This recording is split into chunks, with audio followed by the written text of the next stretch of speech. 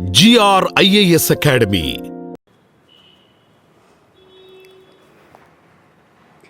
Hello everyone, welcome to GR IAS Academy. Today we are on day 16 of Mission Surya Programme. It is a 100-day prelims marathon program in which we will be covering 100 important themes from current affairs for prelims 2026. Let's see the first topic for today.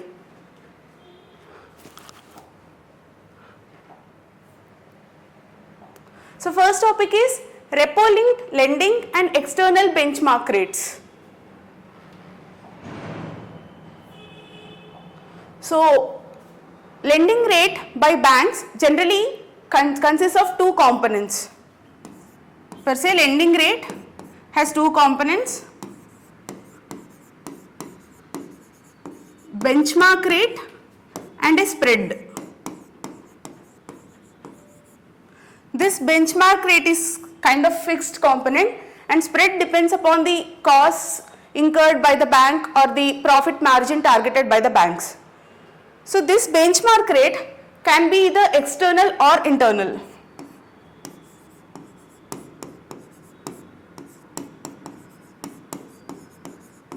And before October 2019, banks have followed the internal benchmark rate called as marginal cost based lending rate, MCLR. Whereas after 2019 October, RBI has mandated banks to follow an external benchmark rate like repo rate or others. This repo rate is the majorly used one, and some other benchmark rates were also prescribed by RBI.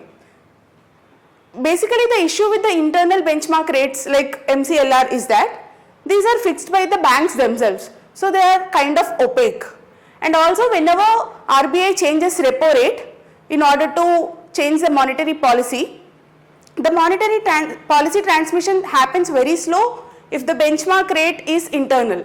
If the benchmark rate is directly related to the repo rate, whenever RBI changes the repo rate, the monetary policy transmission occurs fastly into the market. So that is why banks now follow the repo rate linked lending rates.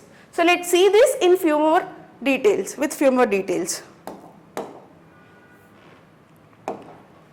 This is it, repo linked benchmark lending rates.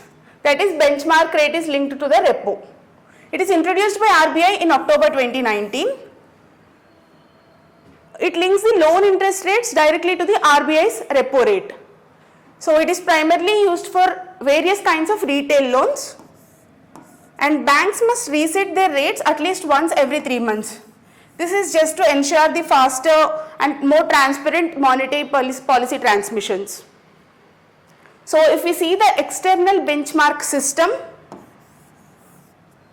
from 1st October 2019, RBI has mandated banks to link their lending rate with these external benchmark rates. Different kinds of external benchmark rates include repo rate and a 91-day or 182-day treasury bill yields, or any other benchmark prescribed by FBIL. FBIL is the Financial Benchmarks of India Limited. It's a private independent organization. So this system has entirely replaced the internal benchmarks like MCLR. So if we see an example how banks use this, generally lending rate is equals to the benchmark rate. Here it is the repo rate plus spread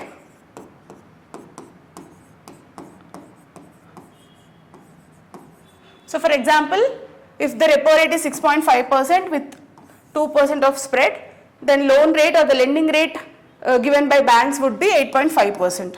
That's it. Let's see the next topic. So the second topic is Apache helicopter, AH-64E Apache, which is the India's advanced attack helicopter. Indian Army has received this recently from Boeing. It is basically to strengthen the India's strike capability, especially in the western frontier region. So earlier it was known as AH-64D Block 3. It is renamed as AH-64E Apache.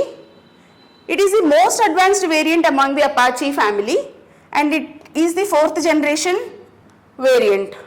Compared to the earlier ones, it has various improvements in power, agility and networking capabilities. So that's all. Just remember, it is the advanced attack helicopter of Indian Army.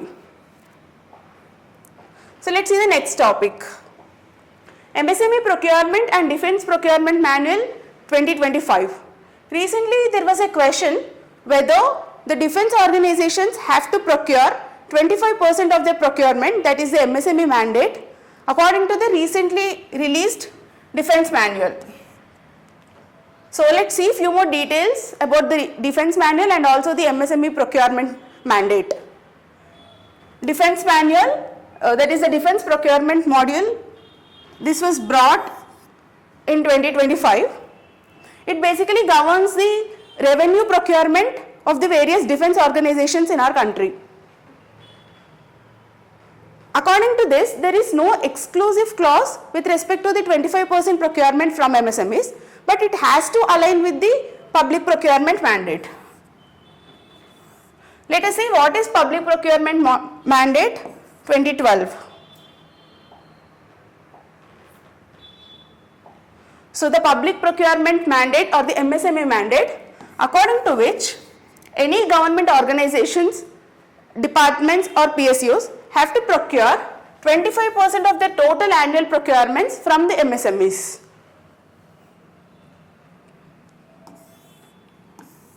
So defence organizations, as they are also the part of central government organizations, they have to procure from the MSMEs.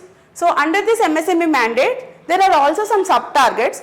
Out of this 25%, 4% must be bought from the SC/ST owned MSMEs, whereas 3% of the total procurement must be bought from the women-led MSMEs.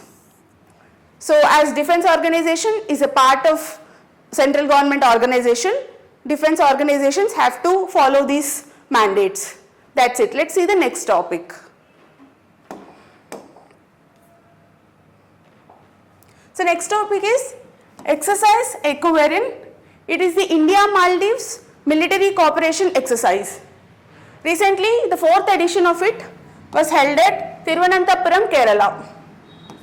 So it is a bilateral annual military exercise conducted since 2009 between Indian Army and the Maldives Defence Army.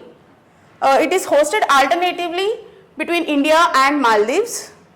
So the word equivariant referred to friends. It means friends in the Divehi language, which is a Maldivian language. It basically enhances the interoperability between two armies and also improves the counter-insurgency and counter-terrorism capabilities of both the armies. So that's all. Let's see the next topic.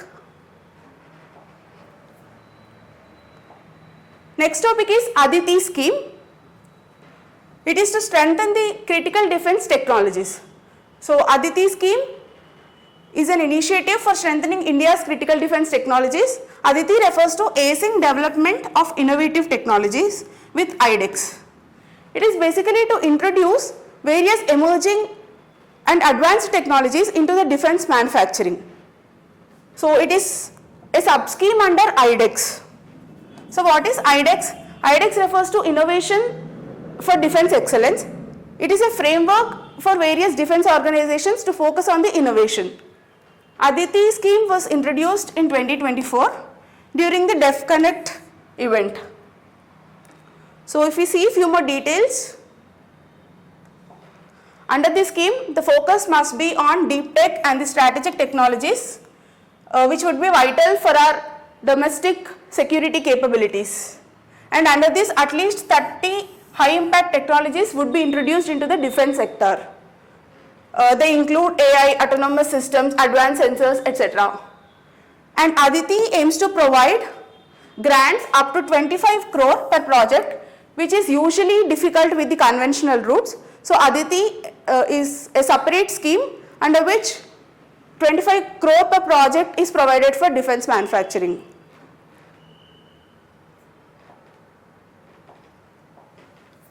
So that's all for today.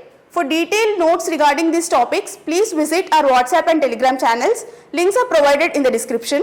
And for more updates regarding Mission Surya program, subscribe to GR IAS Academy YouTube channel. Thank you.